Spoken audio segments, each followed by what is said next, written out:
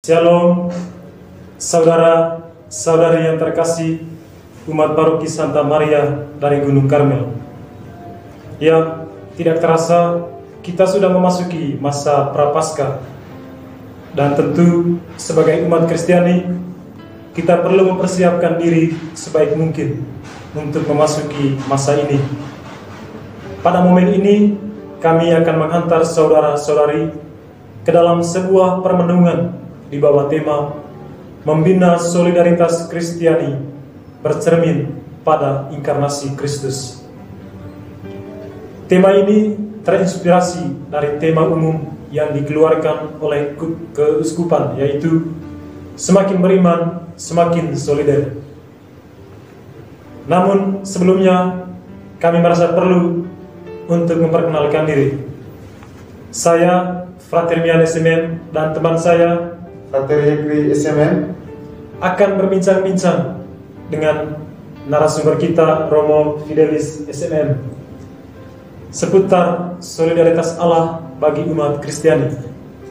Selamat siang, Romo. Selamat siang juga, Frater.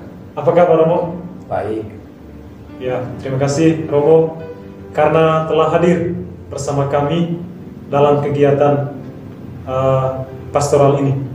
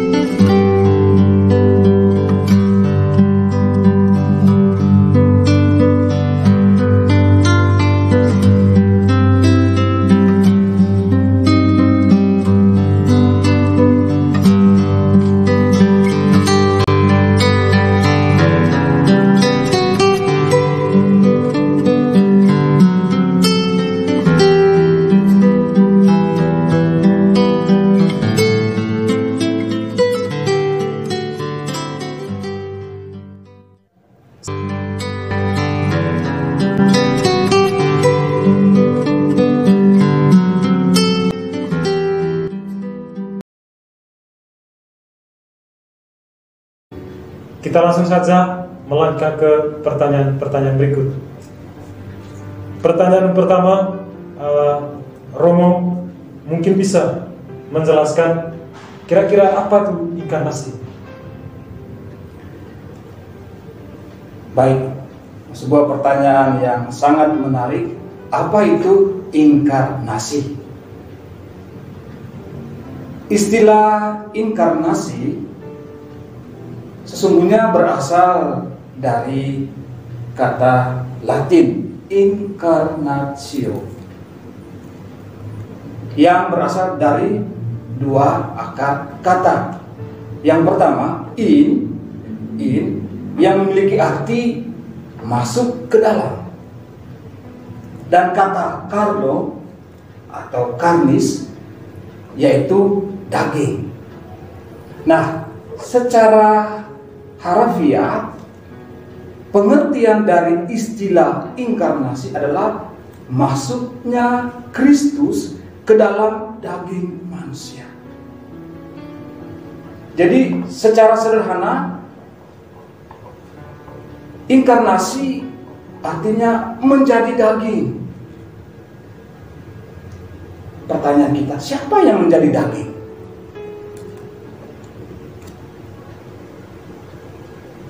Kristuslah yang menjadi daging. Allah menjadi seorang manusia. Jadi menjadi daging artinya Allah menjadi seorang manusia. Dengan demikian, inkarnasi Kristus itu adalah pribadi kedua Allah Tritunggal. Dia yang menjadi manusia. Dalam iman Kristiani, dialah Yesus Kristus. Dalam keberadaannya yang adalah manusia, itulah dia datang menebus dosa-dosa manusia. Nah, inkarnasi juga sesungguhnya ini adalah doktrin Kristen atau ajaran Kristen yang bersumber pada Alkitab, yakni firman adalah kekal. Karena dikatakan dalam Yohanes bab 1, ia bersama Allah dan dia adalah Allah. Dan ia menjadi manusia. Ia adalah anak tunggal Bapa yang menjadi manusia yang sempurna. Maka kita dapat mengatakan inkarnasi adalah satu misteri terbesar yang dilakukan oleh Tuhan.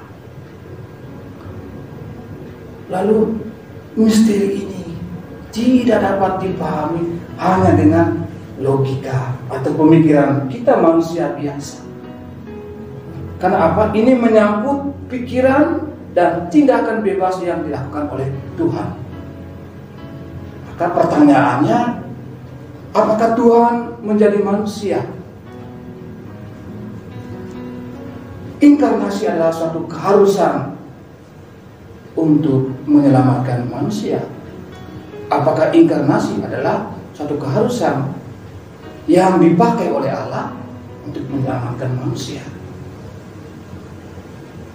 Inkarnasi bukanlah sebuah keharusan atau keharusan yang absolut, keharusan yang mutlak. Karena Allah, dia dapat menyelamatkan manusia tanpa harus menjelma menjadi manusia, lahir dari perawan Maria. Allah bisa saja datang ke tengah-tengah dunia dengan memakai cara yang lain, tetapi justru dia tidak melakukannya. Saya ingat akan kata-kata Santo Montfort. Dia mengatakan Allah dapat saja melakukan cara lain untuk datang ke tengah-tengah manusia, ke tengah-tengah dunia, tetapi dia tidak mau melakukannya. Justru dia mau menjelma menjadi manusia, hadir di tengah-tengah manusia, lahir dari seorang perawan Maria. Demikian inkarnasi, arti yang bisa dimaknai, bisa dimengerti. Baik Romo, terima kasih. Jawabannya sangat menarik. Kita melangkah ke pertanyaan yang kedua. Romo berangkat dari situ, dari penjelasan tentang inkarnasi tadi.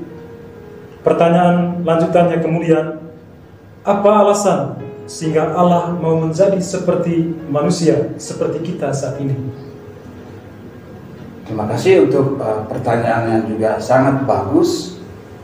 Jadi pertama-tama kita harus mengetahui bahwa inkarnasi itu datang dari Allah, berasal dari Allah, dan ini adalah keputusan Allah, bukan keputusan manusia.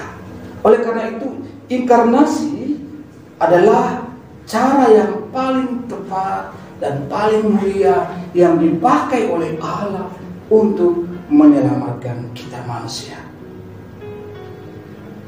Melalui inkarnasi secara sangat sempurna, Allah mampu menunjukkan atau dia menyatakan apa yang disebut dengan kebaikan, apa yang juga dia sebut dengan kasih, belas kasih, keadilan, kekuatan, dan juga kebijaksanaannya.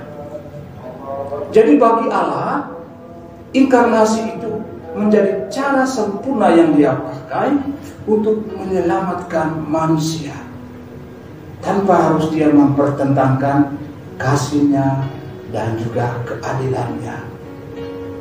Nah, inkarnasi juga itu mengembalikan harkat manusia, mengembalikan martabat manusia.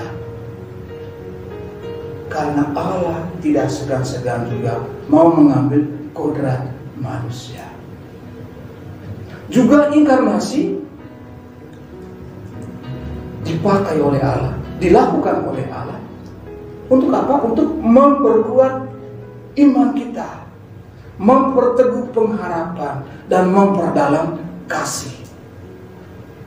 Itu maksud dan tujuan mengapa inkarnasi ini harus terjadi. Karena Allah sendiri dia hadir di tengah-tengah umatnya untuk menunjukkan itu, menguatkan beberapa hal tadi, iman, pengharapan, dan kasih kita. Dengan demikian, dia tidak hanya memberi perintah, tetapi juga menunjukkan jalan. Allah menunjukkan jalan, cara secara langsung kepada kita untuk dapat hidup menurut kehendaknya, supaya Anda dan saya, supaya kita semua dapat dituntun kepada keselamatan sejati, keselamatan abadi. Nah, menurut katekismus, kalau kita membaca dalam katekismus, itu ada 4 alasan inkarnasi. Yang pertama, untuk menyelamatkan kita dengan Allah. Menyelamatkan kita. Allah menyelamatkan kita. Mendamaikan kita dengan Allah. Itu yang pertama. Lalu yang kedua, agar kita dapat mengenal kasih-Nya. Dalam Yohanes bab 3 ayat 16 di sana dikatakan, karena begitu besar kasih Allah akan dunia ini. Lalu kemudian yang ketiga, untuk apa? Menjadi contoh kekudusan bagi kita. Dalam Yohanes bab 15 ayat 12. Juga dalam 2 Petrus bab 1 ayat 4. Supaya apa? Supaya kita mengambil bagian dalam kodrat ilahi. Jadi istilahnya agak bisa dikatakan demikian. Allah menjadi manusia, di situ dia melakukan apa yang disebut dengan pengosongan diri atau kenosis. Nah, ketika dia mengosongkan diri, sekaligus juga dia mau mengilahikan kita manusia, mengangkat kita kembali masuk ke dalam kemuliaan surgawi. Jadi dari semua tujuan ini ada 2 tujuan yang utama yang bisa kita garis bawah. Yang pertama, Allah berinkarnasi untuk membebaskan manusia dari belenggu dosa. Lalu yang kedua, melalui misteri inkarnasi, maka apa yang kita sebut dengan kebaikan ditegakkan dan juga menunjukkan martabat manusia yang begitu tinggi. Karena Tuhan sendiri menjadi manusia dan mengambil sifat manusia dalam dirinya. Dengan ini manusia juga seharusnya kita sebagai manusia melihat Kristus dengan kerendahan hati dan mencoba dengan segenap kekuatan untuk berusaha hidup suci, hidup murni, hidup kudus seperti Kristus. Demikian yang bisa saya katakan tentang tujuan dari Allah yang berinkarnasi. Oke, baik Romo, penjelasannya itu tadi sangat luar biasa dan sangat bagus. Tapi muncul pertanyaan ketika Allah itu berinkarnasi, tentunya muncul pertanyaan dari kita umat manusia. Mengapa Allah harus memilih manusia? Bukankah dia tidak bisa melakukan mujizat-mujizat? bukankah dia bukan Maha Agung, Maha Kuasa, sehingga dapat dan juga tidak dapat membutuhkan manusia untuk berinkarnasi? Dan juga kenapa dia harus memilih manusia, yaitu memilih Maria? Oke, baik. Terima kasih, sebuah pertanyaan yang bagus dan juga barangkali tidak mudah juga untuk dijawab oleh setiap kita umat beriman Kristiani. Mengapa Allah memakai manusia untuk berinkarnasi? Saya mengerucutkan pertanyaan frater dengan mengatakan, mengapa Allah memilih seorang perawan dari Nazaret yang namanya Maria untuk berinkarnasi? Jawaban itu hanya ada dalam pikiran Allah. Jawaban yang sempurna hanya ada dalam pikiran Allah. Dalam Injil Lukas bab 1 ayat 26 sampai 38, di situ kita menemukan beberapa jawaban yang barangkali bisa menjelaskan mengapa Allah memilih Maria untuk berinkarnasi, untuk menjadi manusia, untuk menjelma dan menjadi serupa dengan kita. Yang pertama, kita bisa mengatakan karena Maria, wanita sederhana, wanita mulia dari Nazaret itu, ia memperoleh kasih karunia Allah dan penyertaan Tuhan. Itu dalam bahasa aslinya Haile Kekaibune.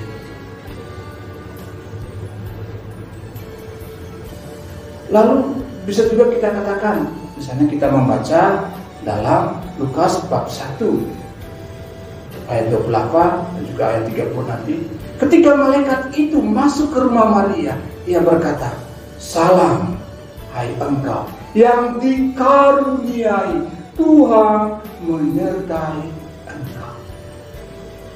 Lalu juga dikatakan dalam teks Lukas itu, kata malaikat itu kepadanya, "Jangan takut, hai Maria, sebab engkau beroleh kasih karunia di hadapan Allah."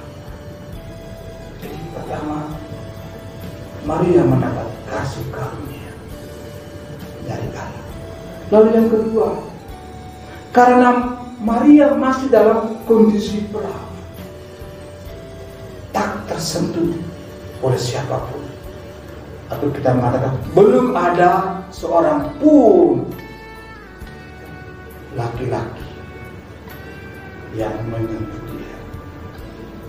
Dalam Lukas bab 1 ayat 27, di sana tertulis demikian, kepada seorang perawan yang bertunangan dengan seorang bernama Yusuf dari keluarga Daud, nama perawan itu Maria. Jadi Maria ini perawan. Kemudian dalam Lukas bab 1 ayat 34, kata Maria kepada malaikat itu, "Bagaimana hal itu mungkin terjadi karena aku belum bersuami?" Jadi melalui pertanyaan ini, sebetulnya Maria ingin mengetahui bagaimana Allah bekerja, bagaimana campur tangan ilahi, bagaimana intervensi dari Allah terhadap dirinya, atas dirinya. Jadi Maria juga ingin tahu bagaimana cara kerjanya Allah, sehingga kabar perkataan dari malaikat tadi betul-betul akan terlaksana. Kemudian yang ketiga, karena Maria adalah hamba Tuhan yang percaya pada perkataan dari Tuhan sendiri. Kita ingat, kita juga membaca dalam Lukas bab 1 ayat 38, apa yang tertulis di dalam Injil tersebut. Di sana dikatakan, "Sesungguhnya aku ini adalah hamba Tuhan, terjadilah padaku menurut perkataan itu." Kemudian malaikat meninggalkan dia. Demikian yang bisa saya sampaikan terkait pertanyaan yang dilontarkan tadi. Terima kasih. Oke, baik Romo, penjelasannya sangat luar biasa.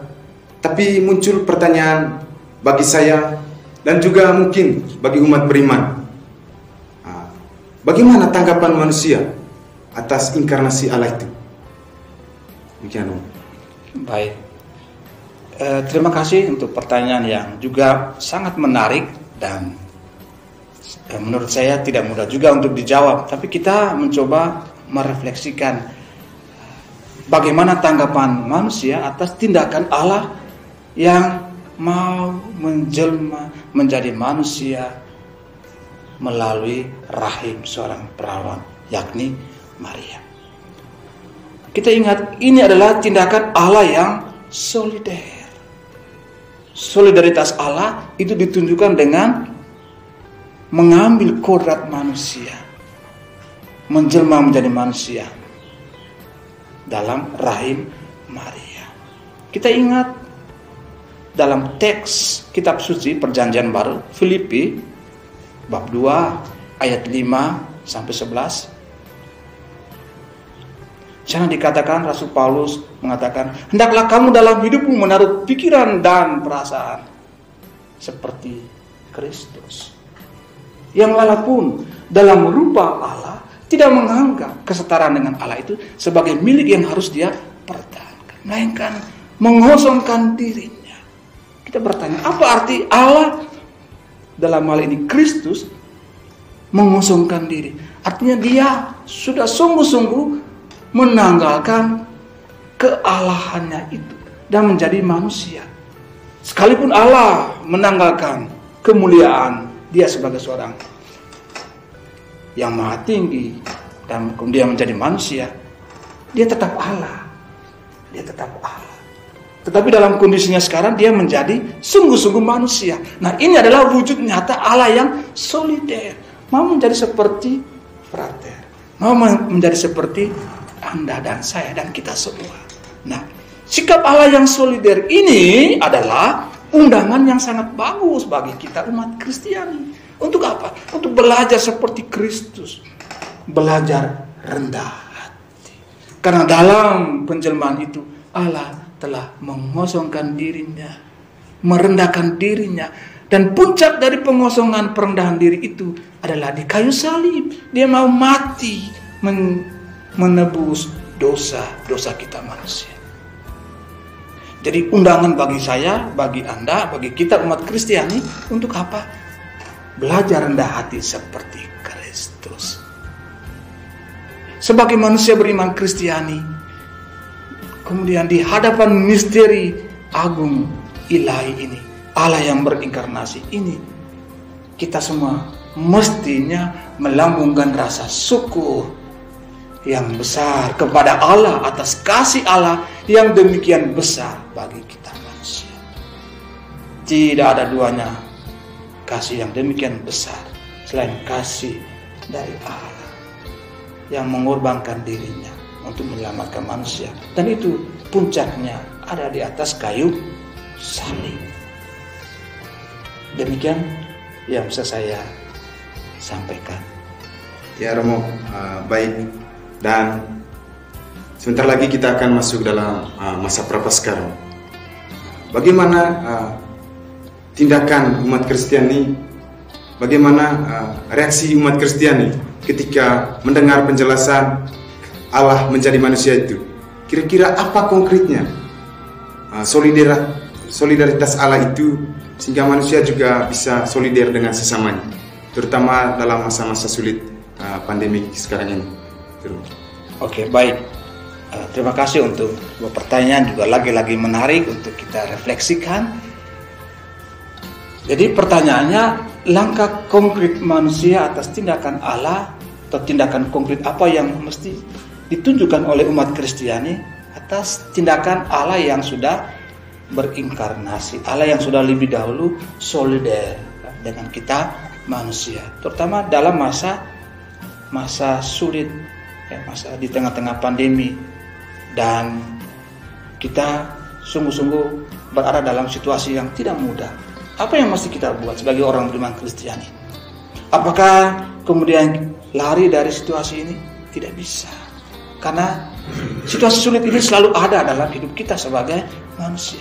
Dan pandemi COVID-19 ini salah satu dari sekian banyak problem, persoalan, penderitaan yang terjadi di tengah-tengah kita manusia, di tengah-tengah dunia.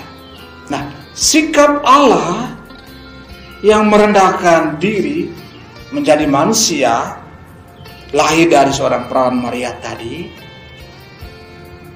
hendaknya juga menjadi sikap kita, umat beriman Kristiani. Persis di tengah-tengah situasi yang sulit ini. Untuk apa? Untuk juga terus-menerus belajar melakukan pertobatan hati, pertobatan batin, membaharui diri. Barangkali saya boleh mengatakan pandemi COVID-19 ini adalah kesempatan yang sangat berharga bagi kita umat Kristiani untuk membaharui diri. Kalau sebelumnya saya dan Anda jarang ke gereja, jarang membaca kitab suci, bahkan tidak pernah lagi menyentuh kitab suci, jarang berdoa bersama sebelum dan sesudah makan, sebelum dan sesudah bangun tidur. Situasi sulit seperti ini itu mendorong kita sebagai umat beriman Kristiani untuk sadar bahwa hidup ini adalah sangat-sangat singkat. Di tengah-tengah kita, setiap hari kita menonton di televisi, membaca berita di koran dan majalah. Begitu banyak orang menderita dan begitu banyak juga orang mati karena pandemi, karena COVID-19 ini. Nah, Allah yang berinkarnasi tadi itu juga undangan bagi kita umat Kristiani. Selain tadi saya katakan menunjukkan sikap solider seperti yang ditunjukkan Allah, kita solider juga dengan sesama yang ada di sekitar kita. Nah, pandemi COVID-19 ini mendorong, mendesak saya untuk keluar dari dalam diri saya, untuk pergi membantu mereka yang benar-benar menderita saat ini, yang nyawanya itu menjadi sangat-sangat terancam. Apa yang bisa kita buat? Cara yang paling sederhana, berdoa. Yang paling mudah yang kita lakukan, dari rumah kita bisa berdoa untuk saudara-saudari kita yang sedang menderita, yang sedang menghadapi ajalnya karena peristiwa, karena pandemi COVID-19 ini. Juga mungkin melalui pertolongan-pertolongan lain, para medis misalnya, para dokter, mereka melakukan berbagai macam upaya. Dan tugas pemerintah dalam hal ini sangat besar untuk membantu, meringankan beban penderitaan manusia. Nah, sikap Allah yang solider tadi, Allah yang berinkarnasi tadi itu mendorong saya untuk juga seperti Allah yang sudah lebih dahulu berinkarnasi, dia solider menjadi manusia seperti kita. Sikap itu mendorong saya untuk juga seperti dia berani berempati. Seperti Allah berempati dengan kita, orang berdosa, mau menyelamatkan kita, menebus dosa-dosa kita dengan menjelma menjadi manusia. Kita juga didorong untuk berempati terhadap saudara-saudari kita yang miskin, yang menderita, yang berkekurangan, yang lemah, yang sakit, untuk juga dibaharui, dipulihkan situasi dan kondisinya. Seperti Allah sudah memulihkan kondisi dosa-dosa kita dengan menjadikan kita manusia baru berkat salib dan kebangkitan. Demikian yang bisa saya jawab. Nah, terima kasih Romo atas sharing, atas refleksi yang telah dibagikan kepada kami. Refleksi yang telah dibagikan oleh Romo itu sangat bermanfaat bagi kami, dan tentunya juga sangat bermanfaat bagi umat Kristiani yang berada di Paroki Santa Maria dari Gunung Karmel ini.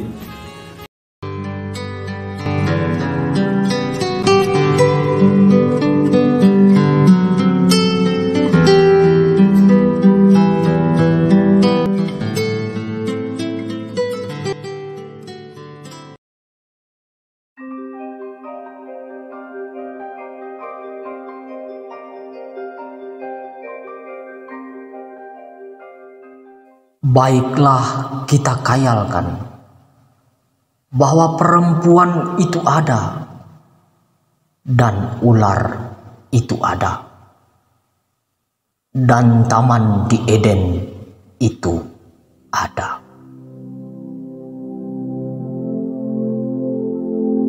Dan seperti Tuhan, kita mulai meletakkan segala sesuatu pada tempatnya.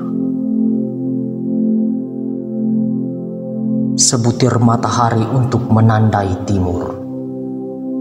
Sebatang sungai bercabang 4. Pison, Gihon, Tigris, dan Efrat. Beberapa pepohonan yang baik untuk dimakan buahnya. Beberapa ekor burung, sepasang rusa, sepasang babi, seekor ular, seorang perempuan, sepokok pohon kehidupan, sepokok pohon pengetahuan tentang yang baik dan yang jahat.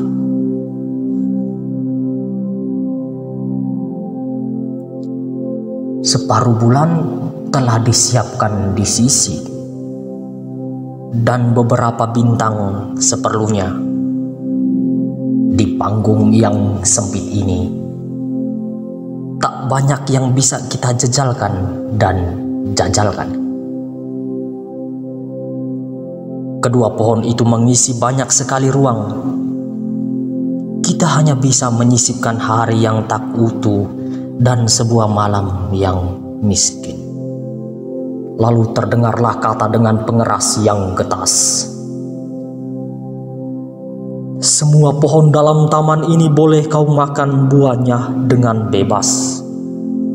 Tetapi pohon pengetahuan tentang yang baik dan yang jahat itu, janganlah kau makan buahnya.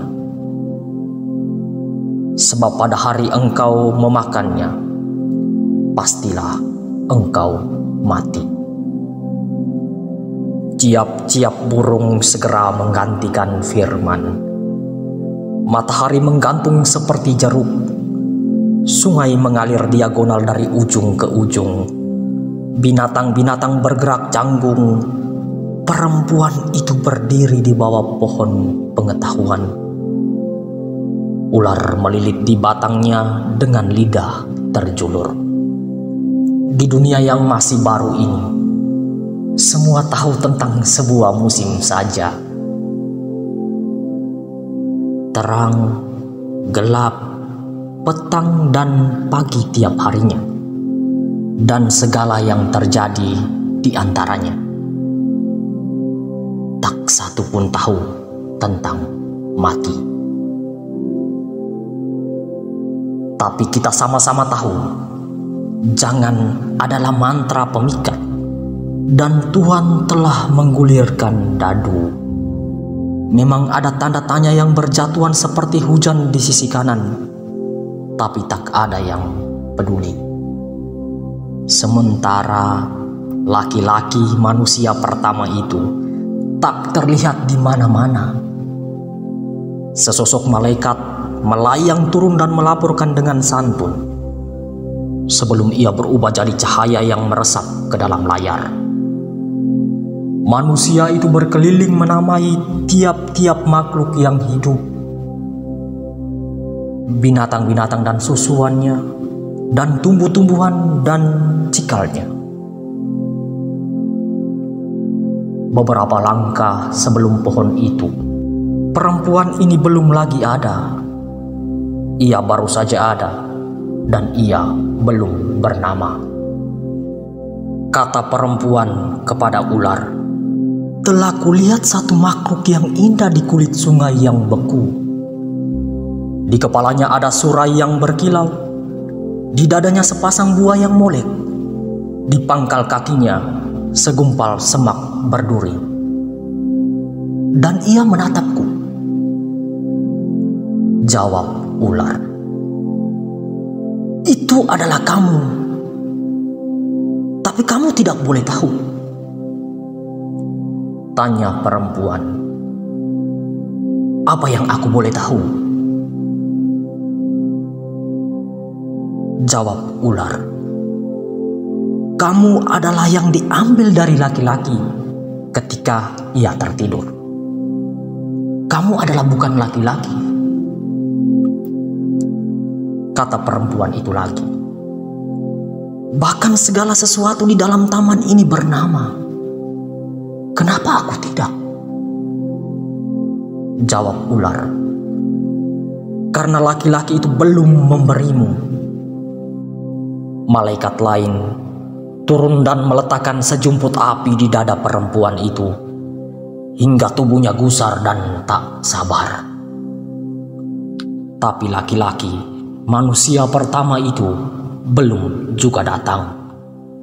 Dari layar menjelma cahaya, dan dari dalamnya terdengar suara. Ia berada di puncak bukit, menyebut penjuru benda-benda langit, dan menandai waktu terbit dan tenggelamnya. Sejak itu, manusia akan mengenal hari dan musim.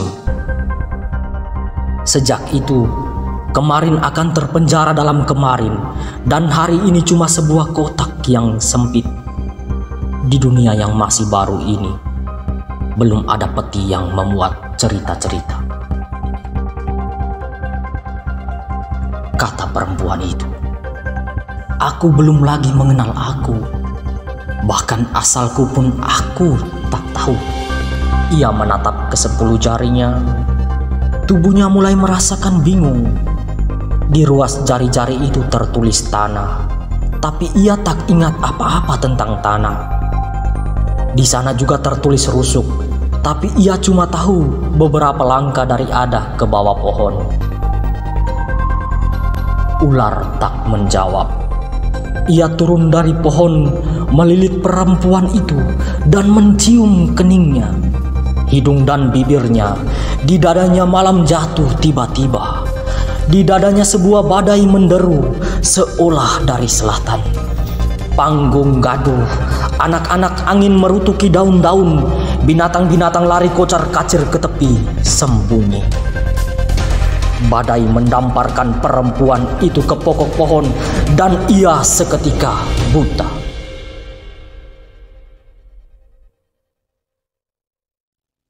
Di balik matanya, ular menjelma manusia, serba makhluk di kulit sungai. Ia mendekat. Ia melekat perempuan itu dan kembar siamnya. Tubuhnya ganda dengan bibir yang saling melekat, busung yang saling bertaut dan meradang, dan kulit yang jadi basah.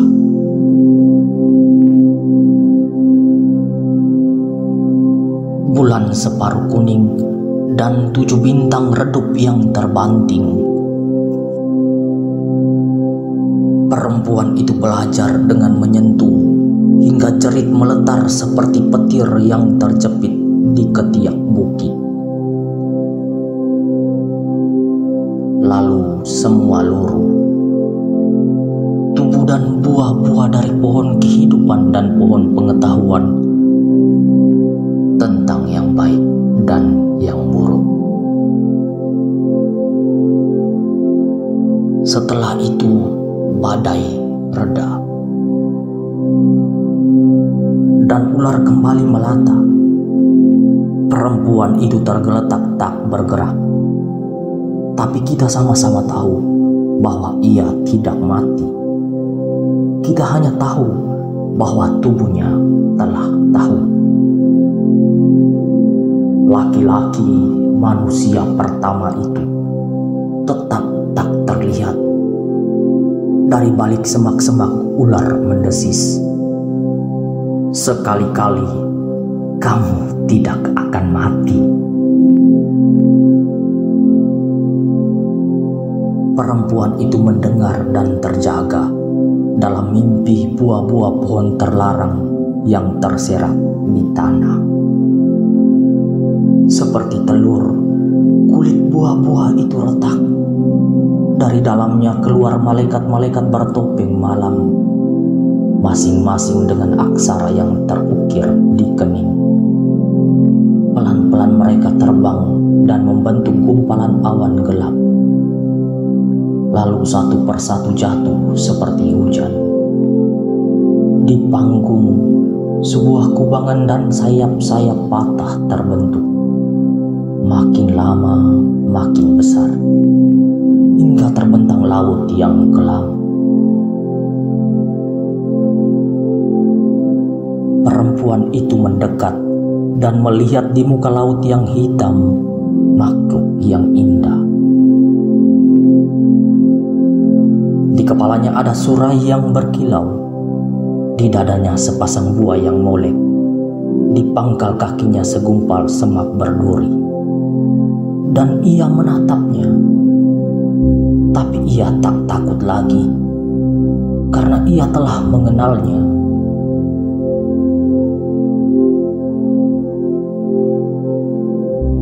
Dicelupkannya kakinya ke dalam laut, dan laut membuka seperti lembar-lembar dalam buku yang terus-menerus membuka. Perempuan itu berjalan makin ke dalam, dan ia merasa lupa. Sesaat sebelum terbenam, di dasar laut dilihatnya wajah Tuhan. Tanyanya, apakah aku akan mati? Dari mulut ular yang tergambar di bulan terlontar jawaban, sekali-kali kamu tidak akan mati, tetapi kamu akan tahu bahwa kamu akan mati. Setelah itu cuma terdengar langkah laki-laki, manusia pertama itu mendekat. Di baris ketujuh sebelah kiri, 4 kursi dari ujung, Tuhan duduk dan menangis. Di tangannya tergenggam sebuah dadu. Pada semua sisinya tertulis dosa.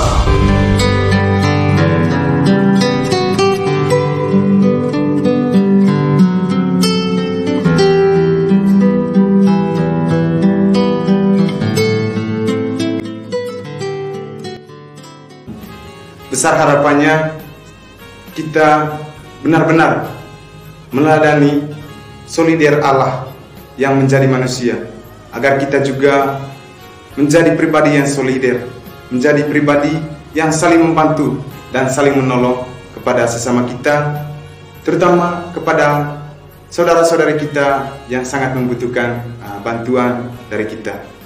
Semoga Tuhan selalu memberkati kita, terutama dalam masa Prapaskah ini.